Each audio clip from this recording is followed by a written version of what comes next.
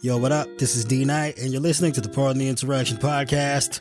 My oh my, we've had so much going on. For starters, in case you missed it, we've got a new addition to the Pardon Pie family, Tara Dublin. Make sure you go follow her on Twitter at Tara Dublin Rocks.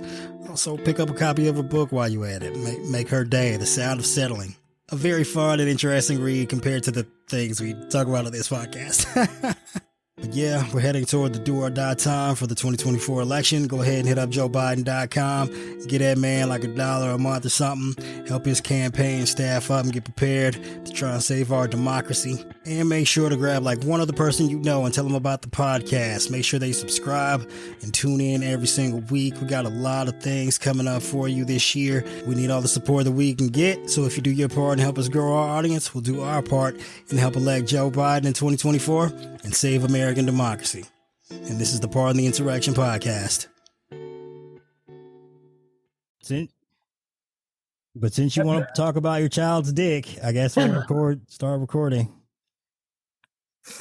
But it's and I'm like, how the fuck do I have this conversation like with him? Like, I don't understand. Like he has pants on and it's like still poking out or something. What is going on here? Yes. That's, well, I mean, I don't know what you want to do. Like wrap it around his waist or something like a belt.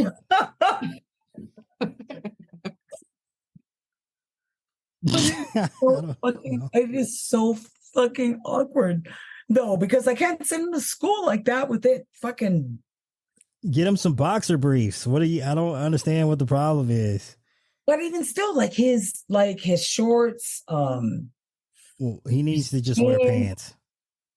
His jeans, and it's still like, even though I got him like the larger size, and there it is.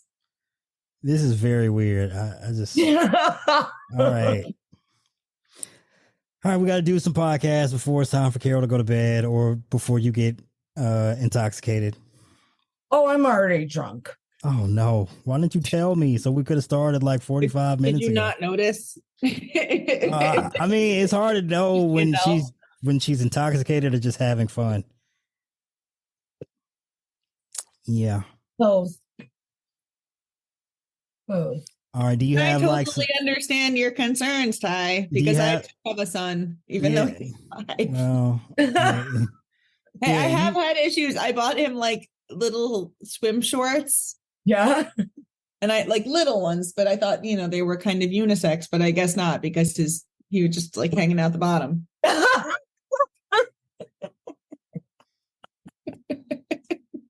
My bad. So I guess not everything can be gender neutral. Now the Republicans are really going to come after us for being pedophiles. Hey man, I got him a new bathing suit. Lesson learned. But yes, it's true. My male son does. My son does have a penis. He has a penis. He was born that way. Okay. It was a fucking tragedy, but he was born with a penis. You make it sound so horrific. He was born with a penis, and here we are. Can you perv stop talking about my son's penis? Jeez. Yeah. Okay. Yeah. But Ty, you started it. 1, 2, 3, 4. Hey, this is D Knight. This is Carol. This is Ty. And you're listening to the Pardon the Insurrection podcast, where our Speaker of the House, Nancy Pelosi, never lost her job, and no one ever called her low estrogen Nancy. No one ever questioned her ovaries. No. Oh man, yeah. Look, we had a lot going on. Of course, I mean, if you're keeping up with the news, it's been an insane week. Kevin McCarthy's out. Donald Trump is about to be homeless, and apparently Clarence Thomas has some sense of ethics because he recused himself from a Supreme Court case, if you would believe that. But before we get to the crazy, insane, never-ending, bonkers-ass news, a word from our sponsor, Sheets and Giggles. My man Colin McIntosh, the CEO of Sheets and Giggles, sent us some awesome goodie bags with some sheets and other items, and I swear to you, they are the most luxuriously soft sheets you will ever lay your head on. And if you don't have them on your bed, you are making a horrible mistake. You are missing out on the greatest sleep of your life. So make sure you pick up a set of sheets from sheetsandgiggles.com. And if you would like a discount, we got some links in the show notes that you can click on and do so. And of course, I would suggest, maybe you wait around till next week in case the Dolphins win and he gives you an even bigger discount. Yeah. Colin's a big Miami fan, big Heat guy, big Marlins guy, big Dolphins guy. Big democracy guy. Also, he likes sheep. Also, yes, he's pro-democracy. Yeah, he's anti-climate change. It's like the total opposite of Mike Lindell. Indeed. Sorry, I was like anti-climate change. Oh, you mean like actually against not the science? Yeah, he's actually against it. Yes, right. He's not against the science. He's against like the negative effects of climate change and wants to enact some climate change. But anyway, yeah. Excellent. Yeah, let's go on because we're going to have like bureaucratic processes to discuss it ad nauseum. So go on. As I alluded to earlier, we won't be getting any legislative work done in the near future, given that for the first time in the history of the United States, the House of Representatives doesn't have a speaker. What the fuck? So wait, did you guys listen to that last episode I did a couple days ago? No, you haven't had it. Anyway, so yeah, on the last episode, I talked about how Kevin McCarthy ended up in this position where his job was hanging by a thread, and he put himself in a position to be voted out by the crazy people in his caucus because he was so desperate to get the position in the first place. Then he agreed to some insane House rules that would allow a single member to bring to the floor a vote to dismiss the speaker. Well, apparently Matt Gaetz and some other members of the Cuckoo Caucus weren't too pleased with the deal that Gaetz made with Democrats to fund the government and keep the government open, which seems like it would be, job number one of Congress, like paying the bills. I don't understand what the fuck why these dudes don't want to pay the bills. Yeah, Matt Gaetz wasn't happy with that, and he was like, Kevin McCarthy got to go, and he didn't leave. His resolution to have McCarthy removed in the bathroom this time. No. He actually pulled the trigger, and they held a vote. So what's this about leaving it in the bathroom that happened? So yeah, you may or may not remember this, but like a little over a week, it might have been, 10, 11 days ago. There was a document found in a bathroom in Congress, at the Capitol building, that was a resolution to move to vacate the Speaker of the House. And there were some notations on the document that alluded to the fact that it came from Matt Gaetz's office. I see. Yeah. So, Doesn't he know how to eat a piece of paper? Come on. 20 pieces of paper? I don't know. Maybe he intended to wipe his ass with it. And now that McCarthy struck a deal with Democrats and some fairly unusual Republican-led bipartisanship, Matt Gaetz is wiping his ass with Kevin McCarthy tonight. Which is about to get his fucking due. Yeah, it's about time. And I love that for him. Yeah. Yeah, it's all of this is absolutely wild. Like, I've never seen any shit like this. This is fucking crazy. All right, so I just can't believe you may or may not be aware, if you're listening to this podcast, that just a few days ago, as late as the end of last week, Republicans held their first hearing about impeaching President Biden. And guess whose job that cost? Not only can they not get Biden out of office, they're costing themselves their own jobs here. Kevin McCarthy announced a couple of weeks ago that he was going to have the most corrupt person in the government removed from office. So I guess in this case, mission accomplished. Damn. He got the job done. What I find, Yeah. what I also find largely insane about this is that, you know, this weekend when Biden signed the bill to fund the government, Kevin McCarthy knew that Matt Gaetz was going to come after his ass and try and have him removed, right? So if you know that that's the case, and you're like looking around thinking, I'm going to have to whip up some votes in support of me to remain Speaker of the House. You know, if it comes down to it, given the slim majority that the Republicans have in the House, I don't know, maybe I should not alienate Democrats just in case I might need a few votes to keep my fucking job that I'll sell my soul for. And you know what this motherfucker did after Democrats helped him pass a bill to fund the government? He got on fucking TV and lied and stabbed him in the back and tried to blame Democrats for not being willing to pass a bill to fund the government when it was Republicans the entire time. So this month he went and alienated the very people who could have saved his job today for absolutely no reason other than, you know, they're compulsive, backstabbing fucking liars. That was a great job on Kevin McCarthy's part. I wonder if Marjorie Taylor Greene has his balls bronzed, like next to her kids' bronze. No, that would be Matt Gaetz. You know, generally speaking, Kevin McCarthy is a little too old for Matt Gaetz, but he As long as the power dynamic is there, that he can, you know. Sorry, I feel like that's more what he did. As long as he can. The chef kiss is. I'm sorry, I'm eating. Perfect timing. But the chef's kiss is the ethics committee is going to expel that fucker. So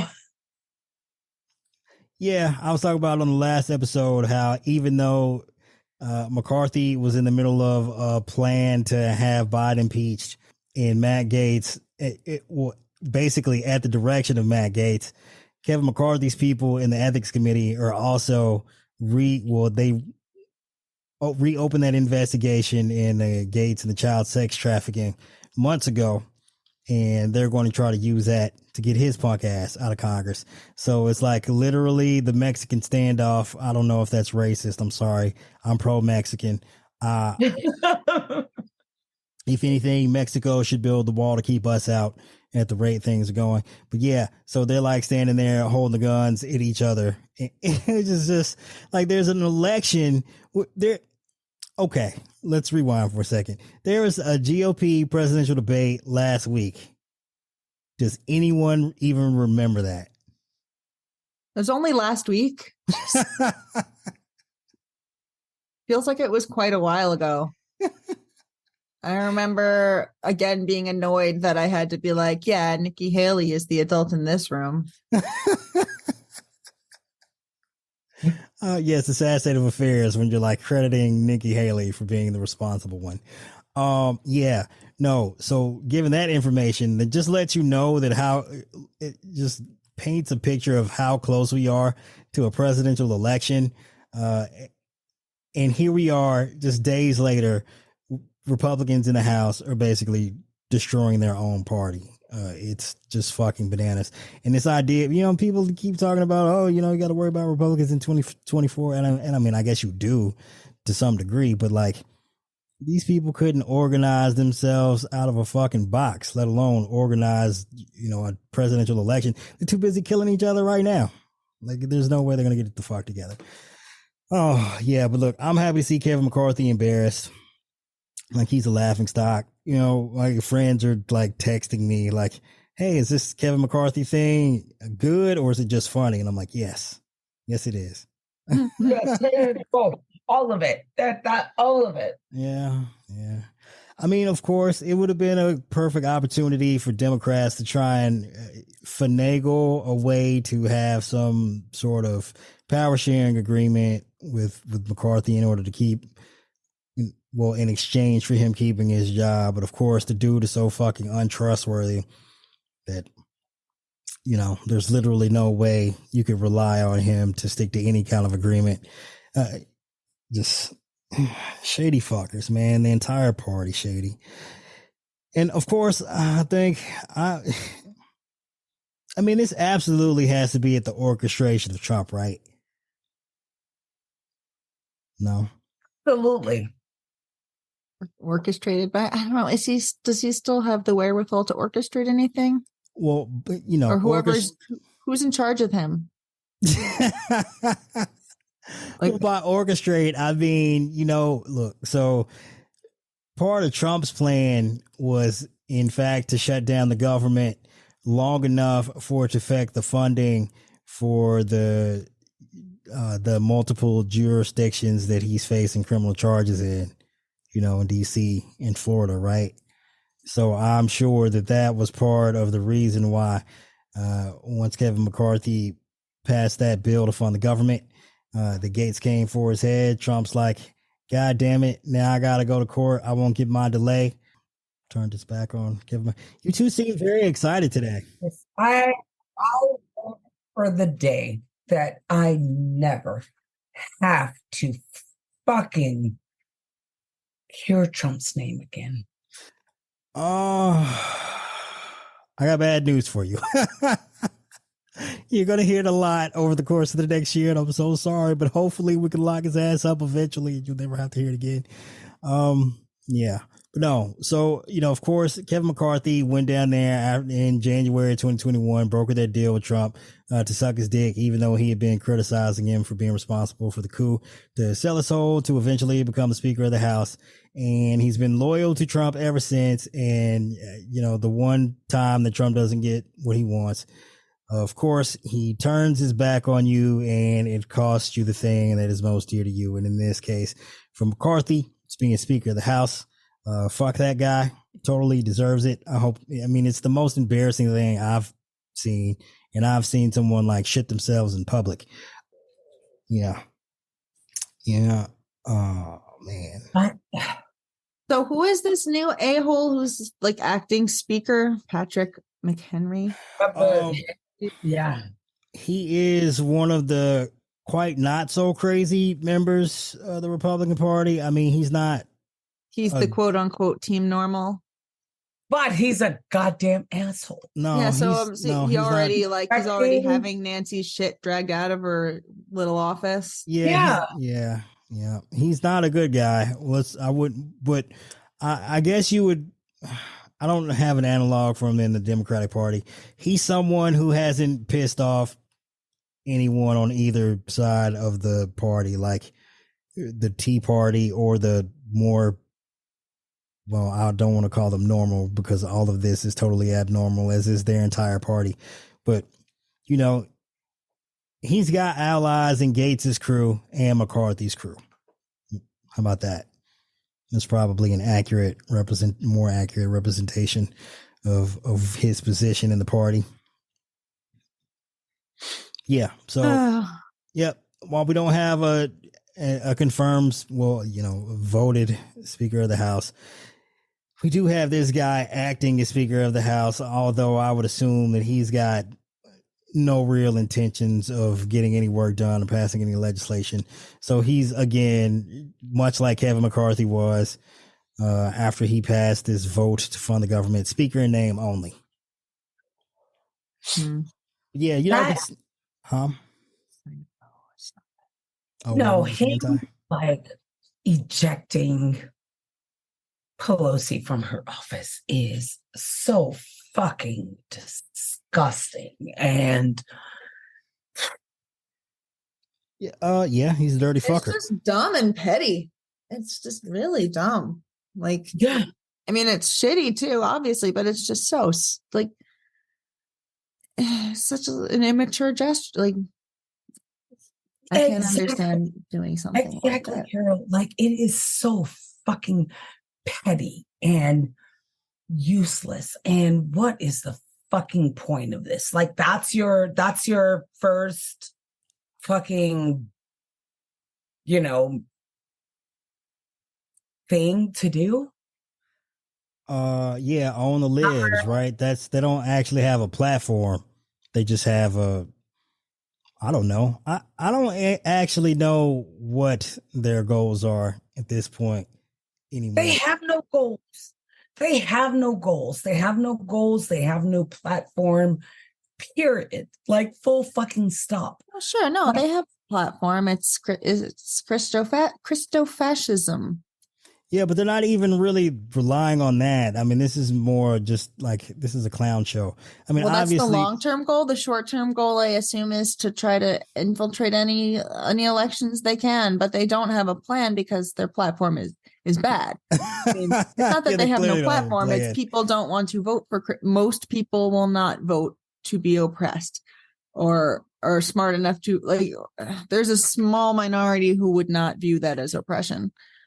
And unless they were the only ones to vote, so then no, the game plan now is to make it so it's hard to vote. Yeah. I mean, yeah. Yeah, well, they're not doing a good job of that. I mean, this is a total fucking shit show. Everyone's laughing at them. I thought you guys would be more excited about the entirety of the Republican Party embarrassing themselves. Like, I was all geared up to just be laughing my ass off. And you guys were like, yeah, it's pretty fucking embarrassing. Go home. I'm sorry. I thought we were I'm trying to be serious so that you know. No, Schadenfreude, bitch. Like, laugh it up. These fuckers are just. Fuck you, lady. It's the first time in the history of the United States that we haven't had a Speaker of the House, and Democrats didn't do it to Republicans. Republicans did it to themselves. Like, this shit is so. I'm not gonna lie. Like, I am giggling like a motherfucker. Like, this is. Yeah. I said of course, on the Twitter where I may get all my jokes off, that because of impeachment, Kevin McCarthy aimed at the king and shot himself in the face like Stuart Rhodes. That's basically what happened. Yep. He was like, oh yeah, I'm going to get, Biden's going to lose his job, and then wakes up the next week and ain't got no job. It's incredible. And then, but he actually said, he's like, if you want to impeach me, fuck you. Well, what happened? Yeah, Kevin McCarthy was saying a lot of, whiny, sensitive shit as he was about to lose his job. He's also confirmed for us that he will, in fact, not be running for speaker again. What's the word worth? So we don't have to wait like 15 votes. Yeah, I was disappointed to hear that. I was like, please throw your name. Please put your name in the hat, please, because I just wanted to see him lose again and again and again and again, like he did the first time. It would have been fantastic television. But instead, I guess I'll have to watch Trump's trial. And this shit that they're fucking saying that, like, oh, I'm nominating President Trump to be the speaker. And they're actually drafting that shit. Who is this? Republicans, the stupid people. Yeah, they said the same thing last time. Yeah, here's the thing. Like, being Speaker of the House requires a couple of things, of which neither of which Trump is willing to do. It requires him, 1, to be present, and 2, to do work. And Trump is not currently equipped to do either of those, especially considering he's busy, in court. Well, yeah. In court. But yeah, pick a court. Like, he's got multiple criminal and civil proceedings against him. Georgia, Florida, DC, New York, and apparently Colorado is, there's been a suit filed there by Crew to have him removed from the ballot based on Section 3 of the 14th Amendment, which we don't have time to talk about today, sadly, because there are obviously more pressing news issues to cover, but we'll get to that. So yeah, on the same day that Kevin McCarthy lost his job, Trump is in New York getting gagged. And this is just, a couple of weeks after he got fingered in Iowa. So he's got to be the first person in the history of the planet to get fingered in Iowa and gagged in New York in like less than a month. Congratulations to that guy. So this Trump Orr trial, where Trump's been, he's already been found civilly liable for overly inflating his assets to the tune of billions of dollars, more so than they're worth. The judge ruled in favor of Fonnie Willis's argument that he was liable on that fact, or at least one aspect of the charges that she brought against him and his kids and his organization. Trump, after attending the first day of the trial yesterday, which is like, I don't know what the odds were on, Trump actually showing up in court, given that he does everything he can to avoid his court hearings and his other criminal proceedings. But from what I understand, that the trial wasn't delayed by a single day by any of his antics. And there he was on the first day. Yeah, there he was. And I would say that the reason he was there is because this trial is about something he actually cares about, his fucking money. Yeah, I guess his freedom he just takes for granted. Oh, that's true. I mean, his life is worthless. I mean, the money. I honestly, I cannot reconcile or wrap my head around how Donald Trump has single-handedly destroyed this fucking country. Well, he had some help from Republicans and Fox. And Steve Bannon and Breitbart and shit. It's their fucking ride to this guy. No, like, there are so many other Republicans that they could have, like, gotten behind. But this guy is the fucking dumbest person on this goddamn planet. And I will never understand it. Jesus. Yep, some total white people shit to get behind the most ridiculous, asinine person who tells the craziest, insane lies and who's broke but is, played a billionaire on TV. Yeah. I don't know that guy. You're Jewish, Carol. You don't count. Well, I'm just, anyway. I was saying, like, the non-Jewish white people fall for this shit. I'm sure the entirety of the Jewish community, especially in New York, was like, stay away from that guy. Anyway, yeah, so Trump's in trial. He showed up to his trial yesterday, said a lot of insane shit, like threatened the DA, threatened the judge, threatened literally everyone involved with the case that you could think of. But apparently he took it one step too far and threatened one of the clerks of the court. And the judge was like, oh shit, hell nah, he didn't. Partial gag order time. So we've been spending the last couple of weeks debating whether or not judges in various other cases would issue a gag order on Trump, or at least some kind of limited protective order limiting what he can say about the case and the evidence or whatnot. Well, it's done in New York. It's been done there. There was an order entered in Colorado, so apparently it can be done with very little to no hullabaloo. I feel like we should expect to see the same thing in DC here in that criminal case. But yeah, Trump's gonna have to watch what he says or face some potential consequences. And it's going to be the latter because he can't do the former. He has no self. He's incapable of it. He's incapable of what? Shutting the fuck up? Restraint. Yeah. Or also in certain contexts, it can be known as shutting the fuck up, but. Well, here's the thing. It's not that he can't talk, and it's not that he can't talk about, his innocence or whatnot. There are just certain things he's not going to be allowed to do. And, it's going to be about making reference to specific people involved with the trial. That includes the prosecutors, judges, prosecutors, the judge, the witnesses and whatnot. I mean, of course, he's been given an extremely long leash as it is. And these judges have taken it far easier on him than they would have anyone else already. But like, yeah, you're absolutely right. As I pointed out before, he's a habitual line stepper. And when you set a boundary for him, he got to cross it. He got to. It does seem compulsive. Yeah. So he can't help himself. Like, he can't help himself but to do it. Yeah.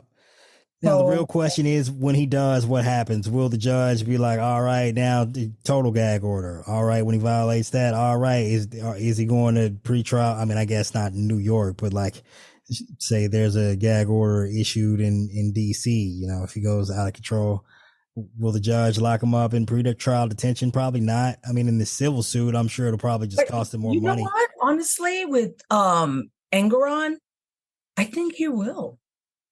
Well, in New York, where the trial's being overseen by Engoron, that's a civil trial. Like, if Trump violates the order there, it's gonna cost him money.